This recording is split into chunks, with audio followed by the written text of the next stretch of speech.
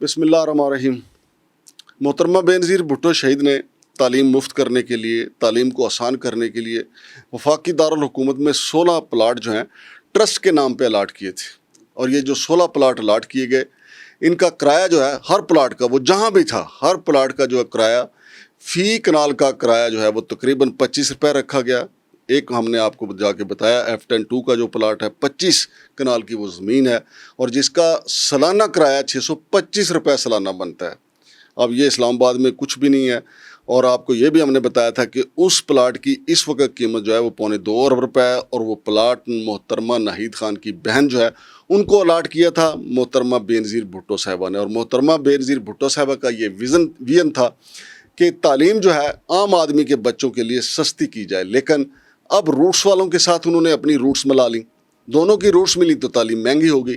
अब वहाँ पे जहाँ आम बच्चों ने तालीम सस्ती हासिल करना थी, वही महंगी तालीम 40-45 हज़ार रुपये फ़ी बच्चा का फ़ीस देता है। लेकिन अजीम चौधरी साहब जो मारूफ सियासी और समाजी रहनुमा भी हैं, उन्होंने हाई कोर्ट से मुकदमा 19 मई को जीत लिया है। लेकिन इसके बावजूद CDA के जो करता धरता लोग हैं उनको उल्ली लगी हुई है कि अभी तक वो उस प्लाट को सील करने के लिए नहीं गए। हालांकि अब तक 10 ताले लगे होने चाहिए थी। क्यों नहीं लगे ताले वहाँ पे? क्योंकि माल है मुफ्त दिले बेरहम, माल इनको भी आ रहा है CDA वालों को।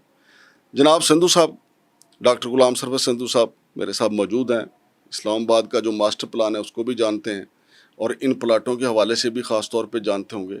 ये सारा कज़िया इनके सामने रखते हैं और इनसे पूछते हैं कि ये क्या 2 नंबरी चल रही है शहर में और CDA क्यों 3-3 चादरें गर्मी के बावजूद लेके सो रहा है, क्यों कार्रवाई नहीं करता, अदालती हुक्म आने के बावजूद सोया हुआ है। अस्सलाम वालेकुम जनाब संधू साहब। वालेकुम सलाम। संधू साहब, हम कल मौके पे गए हैं। जो इस केस के पटिशनर हैं जनाब अजीम चौधरी साहब, उनकी अहलिया मोहतरमा आसिया चौधरी साहबा जो हैं वो MNA भी रही हैं। उन्होंने जनाब ज़फ़रुल्लाह जमाली साहब के दौर में इधर ही इसी F11 या इससे आगे कोई स्कूल भी मंजूर, कॉलेज भी मंजूर करवाया था। लेकिन ये चूँकि उनके घर के सामने है, फिर वो इन चीज़ों में दिलचस्पी भी रखते हैं कि ये कैसे, क्योंकि उनका पॉलिटिकल विजन है ना। तो उन्होंने बताया कि ये मोहतरमा बेनज़ीर भुट्टो ने सस्ती तरीन तालीम के लिए ये सब कुछ किया था। तो अब वहाँ महंगी तरीन मोहतरमा का विजन देखें ना, किस तरह पमालिल ये लोग कर रहे हैं CDA वाले मिल के।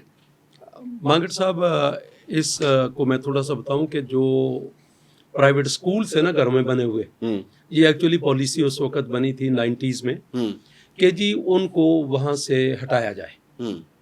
और आज भी मैं कहता हूँ, हमने 2-4 प्रोग्राम में चेयरमैन साहब से भी रिक्वेस्ट की, लेकिन हमने तो पार्किंग की रिक्वेस्ट की थी, जो सड़क ब्लॉक होती है वो उस पर भी कोई अमल नहीं हुआ। चलो वो चेयरमैन साहब तो बहुत मतलब साबित कदम है कि जो मर्जी कहते रहे, मैंने नहीं करना। बहरहाल उस वक्त ये हुआ कि जी प्राइवेट स्कूल्स को लैंड अलॉट की जाए एट एमेनिटी रेट्स। उसके लिए एक तो था कि प्रेस के जरिए एप्लीकेशंस मांगी गई और था कि इतने साल का एक्सपीरियंस होना चाहिए। तो इसी तरह जो 14-15 स्कूल्स अलॉट किए गए बड़े नॉमिनल रेट्स के ऊपर।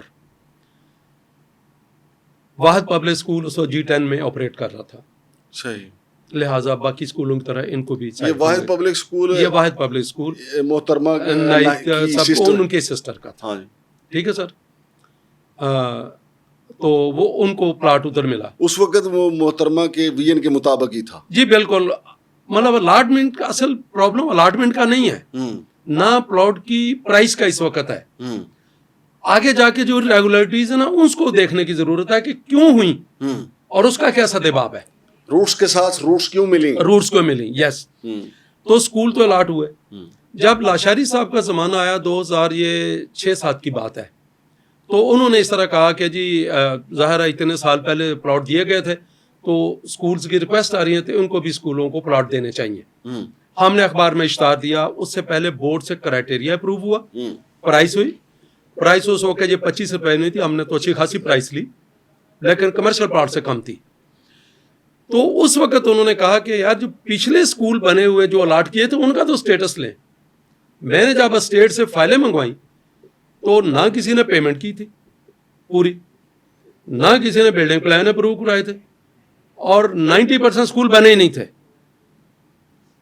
मैंने सर फिर उससे डायरेक्टर अर्बन प्लानिंग था, तो इन सबको नोटिस दिए जिन्होंने नहीं बनाए थे उनको, जिनकी पेमेंट्स रहती थी, वो काम लेके इन्होंने प्लानिंग बैंक को दे दिया। मैं कहता रहा, हमने सारा एप्लीकेशन इनवाइट की। हमने उसका सादा सा क्राइटेरिया ये बनाया कि जी जितने लोगों ने क्वालिफाई किया है सबको कॉन्फ्रेंस रूम में इकट्ठा किया और साथ कहा कि जी जो मेरिट में पहले नंबर पे है ये मेरिट है, इस मेरिट में जो पहले नंबर पे पहला चॉइस उसका है। अब अजीम चौधरी साहब ने एक बात की, मैंने आपके साथ उस वीडियो में देखा है कि जी नैब में केस गया, वो केस एक्चुअली नैब में इस तरह नहीं गया। उसमें यह था कि एक स्कूल वाले थे, मुझे बुलाया तो मुझे कहा गया कि जी मुझे आपने नंबर कम दिए हैं शॉर्ट लिस्टिंग में। मैंने कहा जी अभी फाइल आ जाती, फाइल मंगवाई मैंने कहा जी आपके जो क्वालिफिकेशन के मार्क्स हैं वो 0 हैं। तो जो स्कूल के ओनर थे उन्होंने कहा मैं आपको अनपढ़ नजर आता हूँ जाती हूँ। मैंने कहा जी आपकी डिग्री नहीं लगी। तो उन्होंने कहा जी डिग्री आप दे देते हैं। मैंने कहा जी मैंने तारीख के बाद कोई डॉक्यूमेंट नहीं लगाने देना।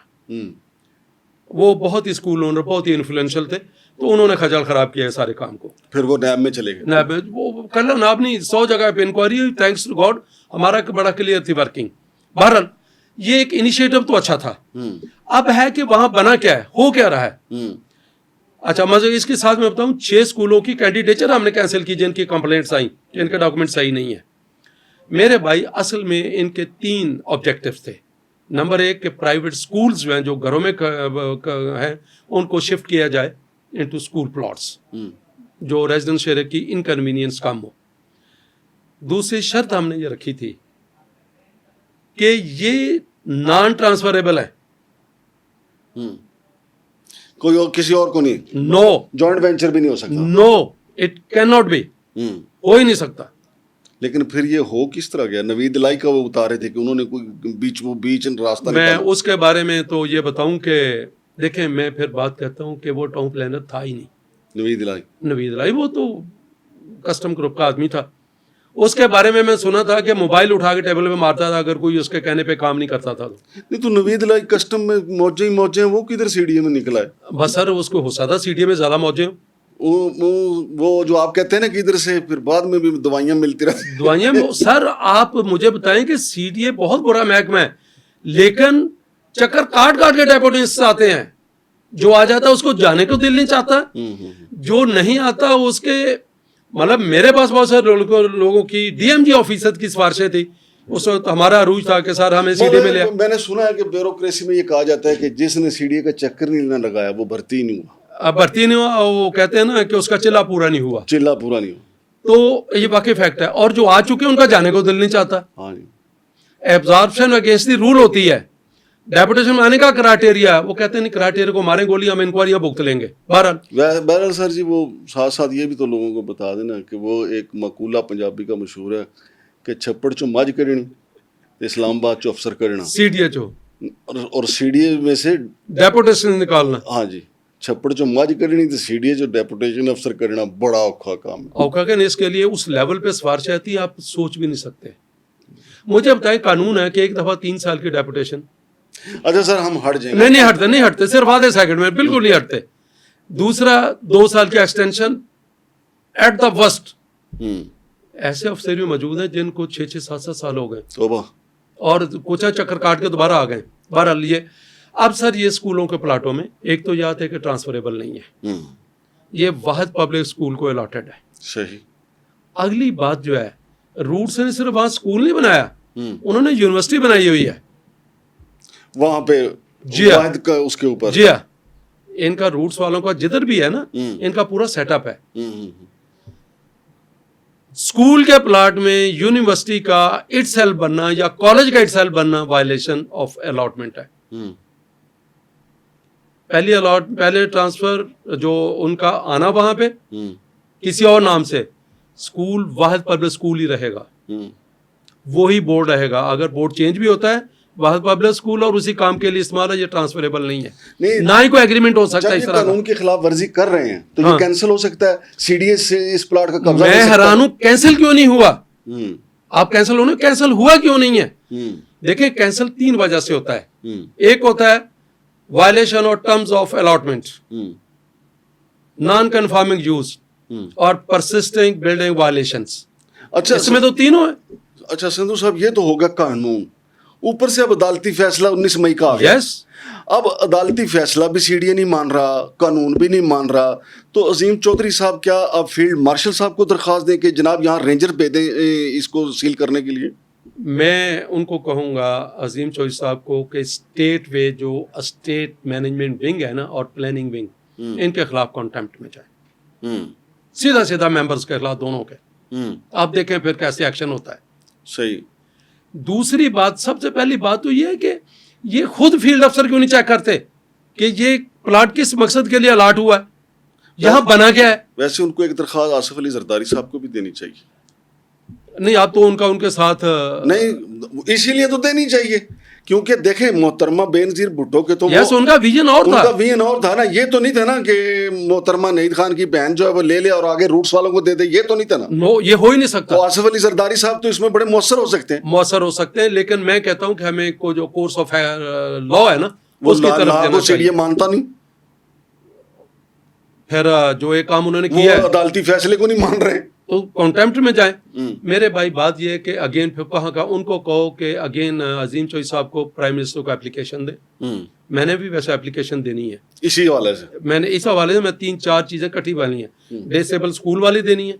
नहीं तो संधू साहब, हमें जो 16 स्कूल हैं, ये तो एक की हमने, हाँ जी, बाकियों को भी देखना चाहिए। 15 को भी हमें तलाश करना चाहिए। तलाश तो वहाँ पे क्या हो रहा है? आ जाएगी लिस्ट, नो प्रॉब्लम, बिल्कुल सही है, आ जाएगी लिस्ट, आ जाएगी और उनकी वायलेशन मैं आपको बता दूंगा।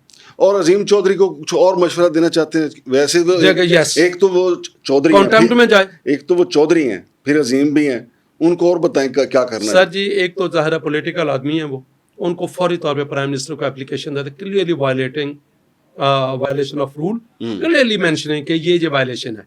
अगर कहेंगे तो मैं उनको ड्राफ्ट बना दूंगा। ठीक है। नंबर 2, उनको फौरी कॉन्टेम्प्ट में जाना चाहिए कि ये बोर्ड मेंबर्स हैं जिनके काम है मुतलका और they are not doing it. बिल्कुल सही। मैं इसलिए मेंबर स्टेट कह रहा हूँ कि अलॉटमेंट उसके डोमेन में आती है और जो building bylaws non confirming use है जो मेंबर प्लानिंग के डोमेन में आता है। लेकिन मेरी एक साथ रिक्वेस्ट है कि वो साथ इन दोनों की अपॉइंटमेंट का भी कहें कोर्ट को कि इनकी अपॉइंटमेंट भी देख लें कि रूल के मुताबिक है या नहीं है, ये मेंबर प्लानिंग और स्टेट दोनों की। और this is violation of CDA bylaws, this is violation of government approved criteria, this is violation of Islamabad high court decision. बिल्कुल सही। तो एक तो मतलब दूसरा चीज ये होगी। तीसरा ये है कि मेरा ख्याल है कि उनको जो बाकी इस तरह की वायलेशन, इसी दरखास्त में वो ये भी कह दें कि जी पिछले 15 का भी पता कर लें। यस, सबका पता नहीं, उसके बाद भी जो बने उनका भी पता करें, बाद में भी स्कूल हुए दिए हैं। इसके लिए साथ साथ मैं कहूँगा चेयरमैन साहब, वैसे ही मैं तो टाइम ज़ाया कर रहा हूँ, चेयरमैन साहब आप एक सर्वे करवाएं कि जो गवर्नमेंट के स्कूल्स हैं उनके कितने के प्लाट अभी तक खाली पड़े हैं और जो बन गए हैं उनकी यूटिलिटी क्या है। इनको हम प्लानिंग की ज़बान में कहते हैं इनएफिशिएंट लैंड यूज़। इनएफिशिएंट होता है कि आप प्लाट बना है उसका इस्तेमाल या तो हो ही नहीं रहा या बिल्कुल इनएफिशिएंट है। आप G7 में 2 स्कूलों को देख ले, साथ साथ बने हुए, खुदा रहा 20% भी उनका इस्तेमाल नहीं हुआ, सिंगल या डबल स्टोरी बिल्डिंग बनी है। इन प्लाट्स को आप प्राइवेट पर्पस के लिए यूज करें, ये नहीं कि हटा दें गवर्नमेंट स्कूल। गवर्नमेंट स्कूल जो प्राइवेट स्कूल जिसको आपने प्लाटों की अलॉटमेंट लेनी है कीमत, उनको कहें फैसिलिटीज भी बना के दो, गवर्नमेंट का स्कूल भी बना के दो जो जहां जो लैंड यूज नहीं हुई। बिल्कुल। और जो नहीं बने गवर्नमेंट ऑफ पाकिस्तान के साथ टेकअप करें, मिनिस्ट्री के साथ कि मिनिस्ट्री इस टाइम में बने थे क्यों नहीं बने, और उनका कोई अल्टरनेट इनिशिएटिव होना चाहिए। स्कूल भी बन जाएंगे, प्राइवेट स्कूल्स भी जो अच्छे एडजस्ट हो जाएंगे और फ्री में एडजस्ट नहीं होंगे और नॉन कन्फर्मिंग यूज भी नहीं कर सकेंगे क्योंकि इनका डायरेक्ट कंट्रोल रहेगा।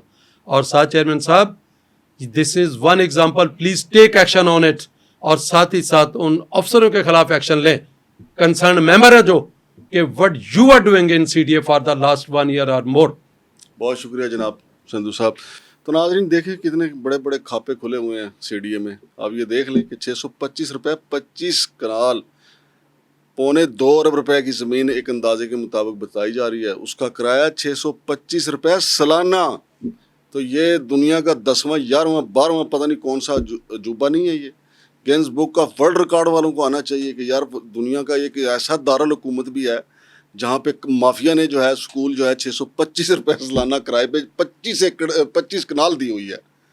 इंशाल्लाह अज़ीज़ जनाब संधू साहब के साथ मिलके जो बाकी जो स्कूल हैं जो गवर्नमेंट ने सिर्फ तालीम को आम करने के लिए, सस्ती तालीम आम करने के लिए, गरीबों के बच्चों को पढ़ाने के लिए जो स्कूल दिए थे वो किस किस माफिया के हत्थे चढ़े हुए हैं, वो भी बहुत जल्द एक रिपोर्ट आपके सामने पेश करेंगे। शमशाद मांगट और डॉक्टर गुलाम सरवर संधू साहब को इजाज़त दीजिए। अल्लाह हाफ़िज़।